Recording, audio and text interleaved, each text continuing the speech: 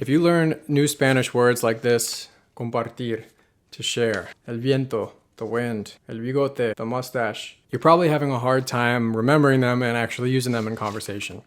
And that's because to actually use new words and remember them for the long run, you need two main things. You need context, as in how's the word used in conversation, and you need encoding, which is how we interact with a word in order to make a connection with it in our own brains. Without those two things, words kind of just stay abstract, and you have a really hard time retrieving them when you're trying to talk about anything really in Spanish.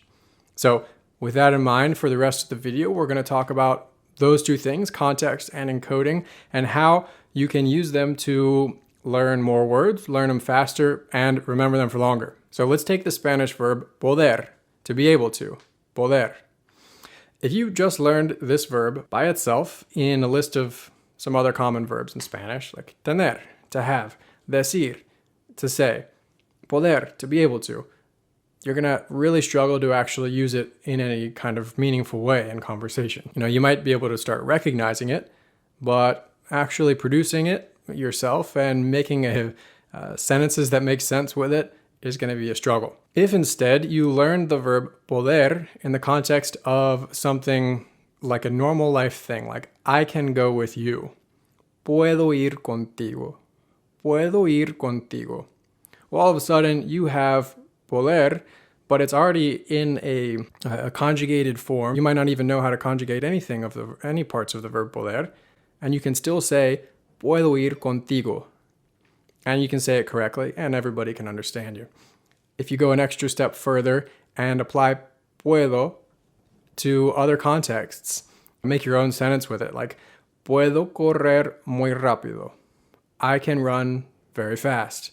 Well, then all of a sudden the verb poder takes on a new personal meaning to you, and it has a lot more personal relevancy, and it's a lot easier to make it connect and stick in your mind. So that the first time you're trying to say it to a person is not the very first time you've ever put it in a sentence. And all of this makes it a lot more likely that you are going to recall it later when you actually want to be able to say it. So once you have context for a word, you need to encode it. You need to interact with the word, find something that your brain can latch onto with that word, something that is meaningful to you. What does this actually mean in practice for you? Well, it means that when you come across a new word in Spanish, don't just repeat to yourself 10 times compartir, to share, compartir, to share. Instead, play the part of an investigator, trying to figure out what in that word looks familiar to me. Are there any clues in that word that I can connect with, that seem familiar to me, or that I can follow in order to find some kind of thing that I can personally connect with? And with compartir, we have a few different things that jump out to me. We have comp at the beginning. So like in English, we have companion. So maybe you're sharing things with a companion. Having that companion connection can help you remember that compartir starts with comp and can help you remember the actual full word. Or there's also compart, as in sharing something in different compartments. You're putting it in different compartments to share it. It doesn't have to be completely logical. It just has to work for you. Then you take that word, compartir, and you make your own sentence with it using what you already know of Spanish. So you might say, vamos a compartir una pizza. We are going to share a pizza. Or take the word el viento, the wind. At first glance, el viento doesn't seem to have any connection to wind or to English really. But if you think about it a little bit more, you might remember words like ventilator or to vent. And then you can kind of connect el viento with a ventilator, which sends wind, kind of. Or to vent, you are letting air or wind out of your mouth, talking about something. Or it is a vent that shoots wind or air out of the ductwork in your house. Then you take this word, el viento, and you put it in a sentence of your own using Spanish words that you already know. Chicago es una ciudad con mucho viento. Chicago is a city with a lot of wind. By making your own sentences with this stuff, you are taking it out of the abstract, out of the dictionary, Spanish that's not related to me, and you are bringing it to what I like to think of as the front of your brain. So it's easy to access when you're trying to think of the word that you need. Now, what if you have a word that you're trying to remember and it doesn't have any obvious connection to English? Let's take bigote, mustache. Bigote, mustache. The two don't really sound anything alike. I don't see any obvious connection, linguistically between the two words, but you can still find something that looks or sounds or seems familiar to you in it. Maybe you remember that Hulk Hogan had a mustache. Hulk Hogan tiene bigote. Or you can think of something really absurd. Absurdity always helps when it comes to memory.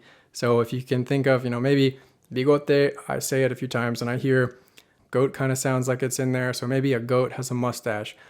And so I come up with a sentence, el cabro, the goat, tiene bigote. The goat has a mustache. Silly, but it definitely works. All right, so next time you come across a new word in Spanish that you want to remember, don't just say it 10 times and cross your fingers and hope you remember it. Instead, think about it critically. Read it in different contexts.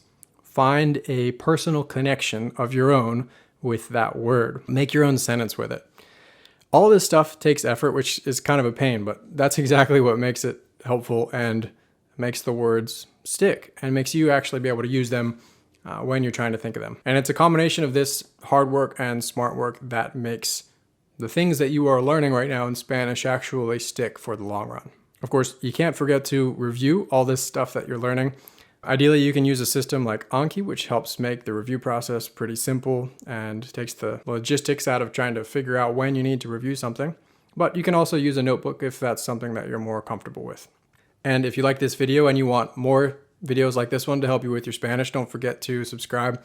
And if you want even more, you can head over to my website at Breakthrough Spanish, where I have all kinds of free content designed to help you speak confident Spanish faster.